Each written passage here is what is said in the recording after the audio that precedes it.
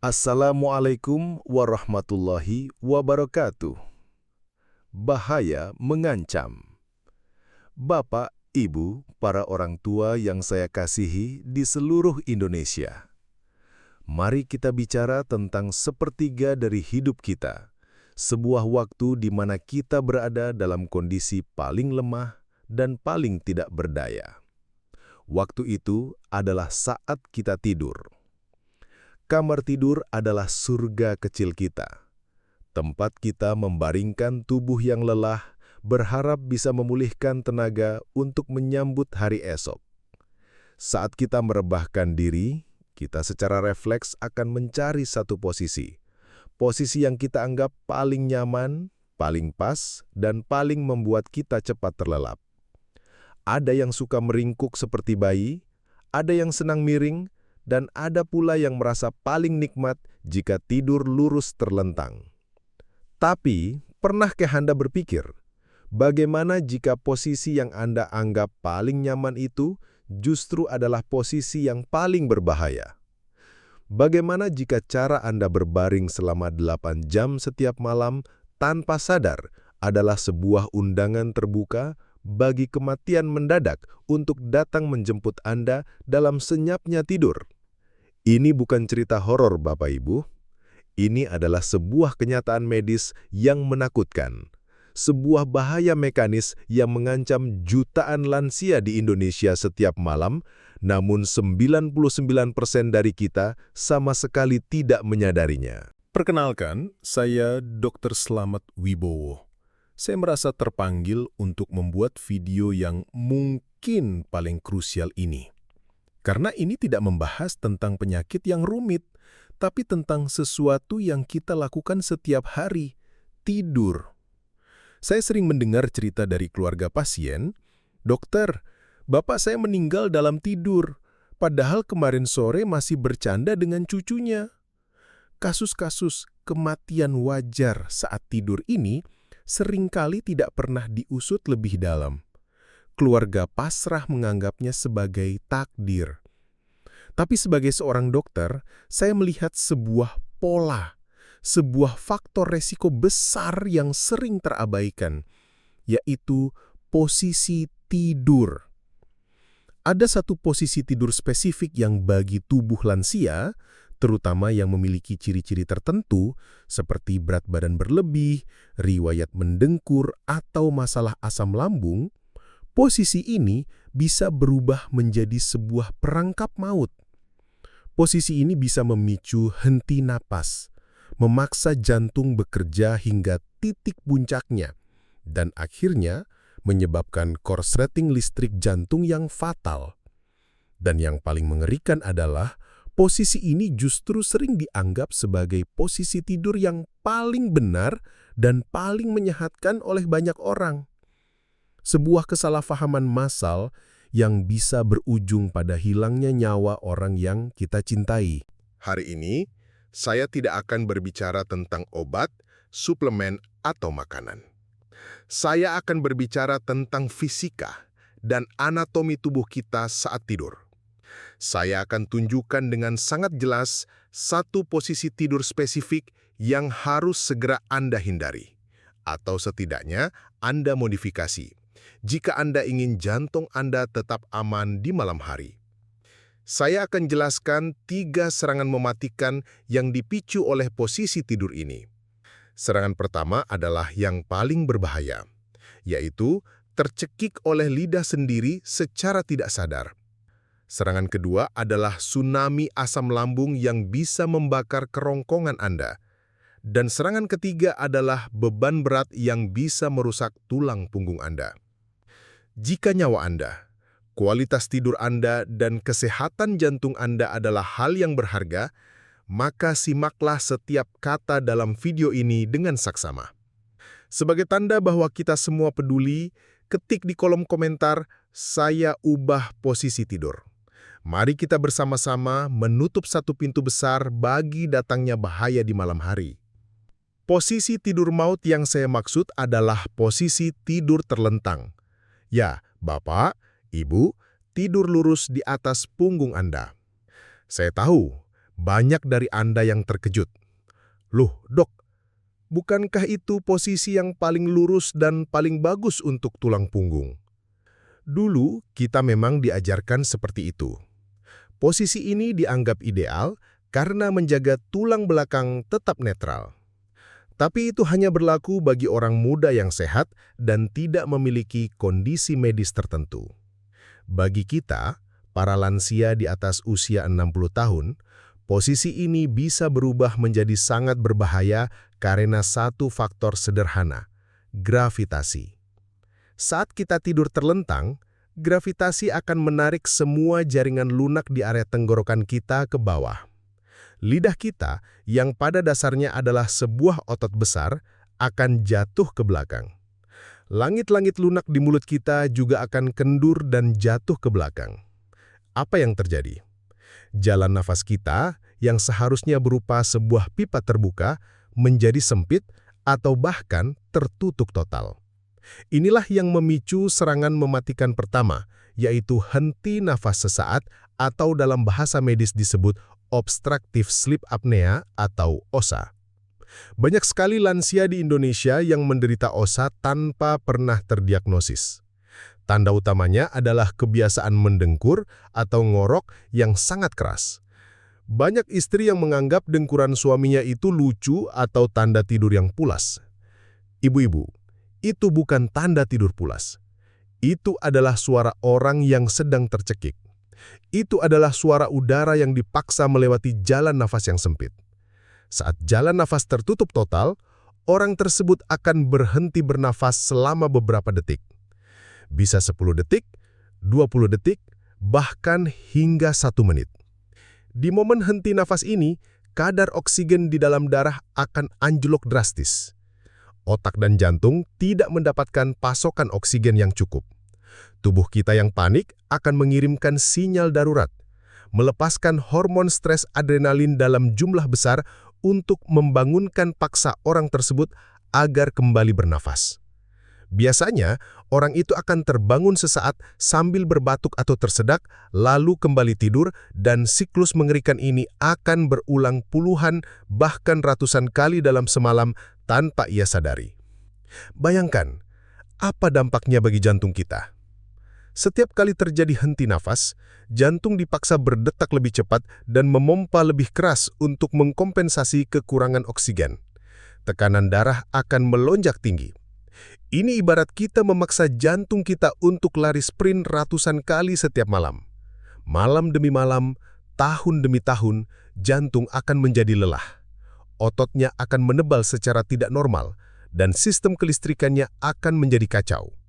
Inilah mengapa penderita sleep apnea yang tidak diobati memiliki resiko berkali-kali lipat lebih tinggi untuk terkena hipertensi, serangan jantung, dan stroke.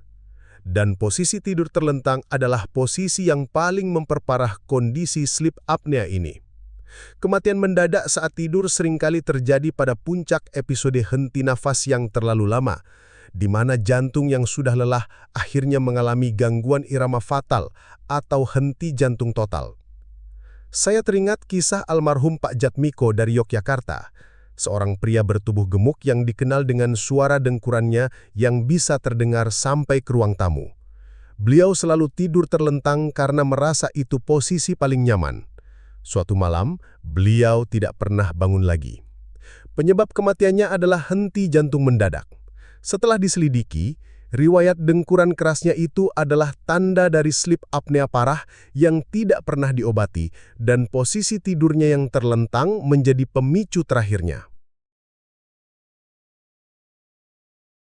Serangan mematikan kedua dari posisi tidur terlentang adalah tsunami asam lambung. Ini adalah ancaman serius bagi bapak atau ibu yang memiliki riwayat penyakit MAH atau GERD. Saat kita tidur terlentang, posisi lambung dan kerongkongan kita menjadi sejajar. Tidak ada lagi bantuan gravitasi yang menahan asam lambung untuk tetap berada di bawah. Akibatnya, katup antara lambung dan kerongkongan yang pada lansia seringkali sudah melemah akan dengan mudah terbuka, membiarkan asam lambung yang korosif itu naik dan menggenangi kerongkongan kita. Apa yang kita rasakan? Sensasi panas terbakar di dada, heartburn, mulut terasa pahit atau asam saat bangun tidur, batuk-batuk kering di malam hari, atau bahkan sesak napas yang mirip seperti asma. Serangan asam lambung ini tidak hanya mengganggu kualitas tidur, tapi juga sangat berbahaya dalam jangka panjang. Asam yang terus-menerus membakar dinding kerongkongan bisa menyebabkan luka, penyempitan, hingga perubahan sel yang beresiko menjadi kanker esofagus. Selain itu, rasa tidak nyaman dan nyeri di dada akibat naiknya asam lambung akan membuat tubuh kita stres. Lagi-lagi, memicu pelepasan hormon kortisol dan adrenalin yang akan meningkatkan tekanan darah dan membebani jantung kita. Ibu Enda, 68 tahun dari Bandung, datang ke saya dengan keluhan batuk kronis yang tidak sembuh-sembuh selama 6 bulan. Sudah minum berbagai macam obat batuk, tapi tidak ada hasilnya. Tidurnya selalu terganggu. Setelah saya tanya detail, ternyata beliau selalu tidur terlentang dan sering merasa ada cairan pahit naik ke tenggorokan. Saya langsung curiga ini adalah GERD yang menyamar menjadi batuk. Saya tidak memberinya obat batuk, tapi saya memberinya 2 instruksi. Pertama, tinggikan posisi bantalnya, dan kedua, paksakan diri untuk tidur miring ke kiri, bukan terlentang. Saya ajarkan trik sederhana, yaitu dengan meletakkan guling besar di belakang punggungnya agar beliau tidak mudah berbalik ke posisi terlentang saat tidur. Hanya dalam 1 minggu, batuknya berkurang drastis. Tidurnya menjadi lebih nyenyak. Ternyata, penyebab batuknya selama ini bukanlah dari paru-paru, melainkan dari asam lambung yang naik karena posisi tidurnya yang salah. Serangan ketiga, meskipun tidak secara langsung mematikan, ia menurunkan kualitas hidup secara signifikan dan bisa memicu masalah lain, yaitu beban berlebih pada tulang punggung dan leher. Meskipun posisi terlentang dianggap bisa menjaga tulang belakang tetap lurus, ini hanya berlaku jika kita menggunakan kasur dan bantal yang tepat yang bisa menyokong lekuk alami tubuh kita. Sayangnya, banyak kasur yang kita gunakan sudah terlalu tua atau terlalu empuk sehingga saat kita tidur terlentang, bagian pinggang dan panggul kita akan tenggelam menyebabkan tekanan berlebih pada tulang belakang bagian bawah. Begitu pula dengan bantal. Menggunakan bantal yang terlalu tinggi atau terlalu banyak saat tidur terlentang akan memaksa leher kita berada dalam posisi menekuk ke depan selama berjam-jam, menyebabkan ketegangan otot leher yang parah. Akibatnya, kita akan bangun dengan rasa sakit punggung dan leher kaku yang luar biasa. Rasa sakit kronis ini akan membuat kita malas bergerak, kualitas tidur menurun, dan tidak jarang membuat kita bergantung pada obat-obatan pereda nyeri. Padahal, konsumsi obat pereda nyeri jenis NSAID dalam jangka panjang memiliki efek samping yang berbahaya bagi lambung dan ginjal kita. Jadi, posisi tidur yang salah ini bisa memicu sebuah lingkaran setan masalah kesehatan yang baru. Setelah mengetahui ketiga bahaya ini, lalu pertanyaannya, apa posisi tidur terbaik dan paling aman bagi kita para lansia? Jawabannya, yang disepakati oleh hampir semua ahli tidur dan dokter di seluruh dunia, adalah posisi tidur miring, terutama miring ke sisi kiri. Mengapa miring ke kiri begitu istimewa? Ada beberapa alasan ilmiah yang luar biasa.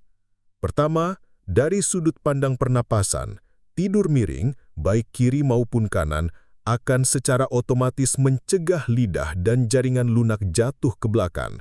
Ini akan menjaga jalan napas tetap terbuka lebar, mengurangi dengkuran secara drastis, dan mencegah episode henti napas atau sleep apnea. Ini adalah manfaat paling vital untuk menjaga kesehatan jantung Anda. Kedua, khusus untuk miring ke kiri, posisi ini sangat baik untuk pencernaan. Bentuk lambung kita secara anatomi memang sedikit melengkung ke kiri. Dengan tidur miring ke kiri, posisi lambung akan berada di bawah kerongkongan, sehingga gravitasi akan sangat membantu menahan asam lambung agar tidak naik. Ini adalah posisi anti-GERD paling alami. Ketiga, tidur miring ke kiri juga membantu melancarkan sistem drainase limfatik kita. Sistem limfatik adalah sistem pembuangan sampah dan racun dari otak dan tubuh kita. Sisi kiri adalah sisi dominan dari sistem ini. Dengan tidur miring ke kiri, kita membantu tubuh untuk membuang racun dengan lebih efisien di malam hari. Keempat, bagi ibu hamil, ini sangat dianjurkan karena bisa melancarkan aliran darah ke janin. Dan bagi kita para lansia, ini juga membantu meringankan kerja jantung karena aorta, pembuluh darah utama kita, melengkung ke arah kiri. Tidur miring ke kiri akan membantu jantung memompa darah ke seluruh tubuh dengan lebih mudah. Saya tahu, mengubah posisi tidur yang sudah menjadi kebiasaan selama puluhan tahun itu sangatlah sulit. Banyak orang yang sudah mencoba tidur miring, tapi saat tengah malam tanpa sadar mereka akan kembali ke posisi terlentang. Jangan khawatir, ada beberapa trik atau cara yang bisa kita lakukan untuk melatih tubuh kita. Saya menyebutnya terapi guling pemalang. Caranya sangat sederhana.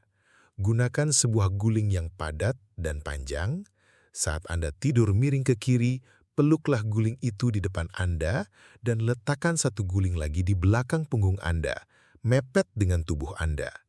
Guling di belakang ini akan berfungsi sebagai pemalang atau penghalang yang akan mencegah Anda untuk berguling kembali ke posisi terlentang saat Anda tidur. Lakukan ini setiap malam. Tubuh Anda secara perlahan akan beradaptasi dan merasa lebih nyaman dengan posisi miring.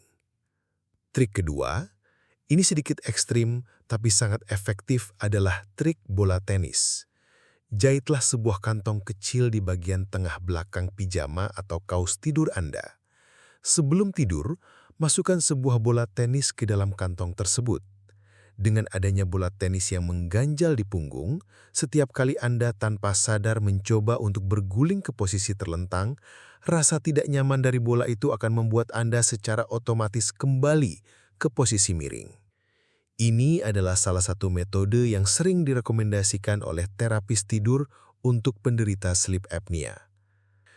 Selain posisi tidur, ada beberapa hal lain yang bisa kita lakukan untuk membuat tidur kita lebih aman. Pertama, jika Anda memiliki berat badan berlebih atau obesitas, berusahalah untuk menurunkannya. Lemak berlebih di area leher adalah salah satu penyebab utama penyempitan jalan nafas. Kedua, hindari konsumsi alkohol atau obat tidur tanpa resep dokter. Keduanya bisa membuat otot-otot tenggorokan menjadi terlalu rileks dan memperparah sleep apnea. Ketiga, usahakan untuk tidur dengan posisi kepala sedikit lebih tinggi dari badan. Gunakan bantal yang bisa menyokong kepala dan leher dengan baik atau tinggikan sedikit bagian kepala dari kasur Anda. Ini bisa membantu mengurangi dengkuran dan naiknya asam lambung. Keempat, ciptakan lingkungan tidur yang gelap, sejuk, dan tenang untuk membantu tubuh memproduksi melatonin secara maksimal dan mencapai fase tidur dalam yang sangat penting bagi jantung. Serangan mematikan kedua dari posisi tidur terlentang adalah tsunami asam lambung. Ini adalah ancaman serius bagi bapak atau ibu yang memiliki riwayat penyakit MAH atau GERD. Saat kita tidur terlentang, posisi lambung dan kerongkongan kita menjadi sejajar. Tidak ada lagi bantuan gravitasi yang menahan asam lambung untuk tetap berada di bawah. Akibatnya, katup antara lambung dan kerongkongan yang pada lansia seringkali sudah melemah akan dengan mudah terbuka, membiarkan asam lambung yang korosif itu naik dan menggenangi kerongkongan kita. Apa yang kita rasakan? Sensasi panas terbakar di dada, heartburn, mulut terasa pahit atau asam saat bangun tidur, batuk-batuk kering di malam hari, atau bahkan sesak napas yang mirip seperti asma. Serangan asam lambung ini tidak hanya mengganggu kualitas tidur, tapi juga sangat berbahaya dalam jangka panjang. Asam yang terus-menerus membakar dinding kerongkongan bisa menyebabkan luka, penyempitan, hingga perubahan sel yang beresiko menjadi kanker esofagus. Selain itu, rasa tidak nyaman dan nyeri di dada akibat naiknya asam lambung akan membuat tubuh kita stres. Lagi-lagi memicu pelepasan hormon kortisol dan adrenalin yang akan meningkatkan tekanan darah dan membebani jantung kita. Ibu Enda, 68 tahun dari Bandung, datang ke saya dengan keluhan batuk kronis yang tidak sembuh-sembuh selama 6 bulan. Sudah minum berbagai macam obat batuk, tapi tidak ada hasilnya. Tidurnya selalu terganggu. Setelah saya tanya detail, ternyata beliau selalu tidur terlentang dan sering merasa ada cairan pahit naik ke tenggorokan. Saya langsung curiga ini adalah GERD yang menyamar menjadi batuk. Saya tidak memberinya obat batuk, tapi saya memberinya 2 instruksi. Pertama, tinggikan posisi bantalnya, dan kedua, paksakan diri untuk tidur miring ke kiri, bukan terlentang. Saya ajarkan trik sederhana, yaitu dengan meletakkan guling besar di belakang punggungnya agar beliau tidak mudah berbalik ke posisi terlentang saat tidur. Hanya dalam 1 minggu, batuknya berkurang drastis. Tidurnya menjadi lebih nyenyak. Ternyata, penyebab batuknya selama ini bukanlah dari paru-paru, melainkan dari asam lambung yang naik karena posisi tidurnya yang salah. Serangan ketiga, meskipun tidak secara langsung mematikan, ia menurunkan kualitas hidup secara signifikan dan bisa memicu masalah lain, yaitu beban berlebih pada tulang punggung dan leher. Meskipun posisi terlentang dianggap bisa menjaga tulang belakang tetap lurus, ini hanya berlaku jika kita menggunakan kasur dan bantal yang tepat yang bisa menyokong lekuk alami tubuh kita. Sayangnya, banyak kasur yang kita gunakan sudah terlalu tua atau terlalu empuk sehingga saat kita tidur terlentang, bagian pinggang dan panggul kita akan tenggelam menyebabkan tekanan berlebih pada tulang belakang bagian bawah. Begitu pula dengan bantal. Menggunakan bantal yang terlalu tinggi atau terlalu banyak saat tidur terlentang akan memaksa leher kita berada dalam posisi menekuk ke depan selama berjam-jam, menyebabkan ketegangan otot leher yang parah. Akibatnya, kita akan bangun dengan rasa sakit punggung dan leher kaku yang luar biasa. Rasa sakit kronis ini akan membuat kita malas bergerak, kualitas tidur menurun, dan tidak jarang membuat kita bergantung pada obat-obatan pereda nyeri. Padahal, konsumsi obat pereda nyeri jenis NSAID dalam jangka panjang memiliki efek samping yang berbahaya bagi lambung dan ginjal kita. Jadi, posisi tidur yang salah ini bisa memicu sebuah lingkaran setan masalah kesehatan yang baru. Setelah mengetahui ketiga bahaya ini, lalu pertanyaannya, apa posisi tidur terbaik dan paling aman bagi kita para lansia? Jawabannya, yang disepakati oleh hampir semua ahli tidur dan dokter di seluruh dunia adalah posisi tidur miring, terutama miring ke sisi kiri. Mengapa miring ke kiri begitu istimewa? Ada beberapa alasan ilmiah yang luar biasa. Pertama, dari sudut pandang pernapasan, tidur miring, baik kiri maupun kanan, akan secara otomatis mencegah lidah dan jaringan lunak jatuh ke belakang. Ini akan menjaga jalan napas tetap terbuka lebar, mengurangi dengkuran secara drastis, dan mencegah episode henti napas atau sleep apnea. Ini adalah manfaat paling vital untuk menjaga kesehatan jantung Anda. Kedua, khusus untuk miring ke kiri, posisi ini sangat baik untuk pencernaan. Bentuk lambung kita secara anatomi memang sedikit melengkung ke kiri. Dengan tidur miring ke kiri, posisi lambung akan berada di bawah kerongkongan, sehingga gravitasi akan sangat membantu menahan asam lambung agar tidak naik.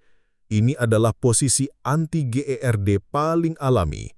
Ketiga, tidur miring ke kiri juga membantu melancarkan sistem drainase limfatik kita. Sistem limfatik adalah sistem pembuangan sampah dan racun dari otak dan tubuh kita. Sisi kiri adalah sisi dominan dari sistem ini. Dengan tidur miring ke kiri, kita membantu tubuh untuk membuang racun dengan lebih efisien di malam hari. Keempat, bagi ibu hamil, ini sangat dianjurkan karena bisa melancarkan aliran darah ke janin. Dan bagi kita para lansia, ini juga membantu meringankan kerja jantung karena aorta, pembuluh darah utama kita, melengkung ke arah kiri. Tidur miring ke kiri akan membantu jantung memompa darah ke seluruh tubuh dengan lebih mudah.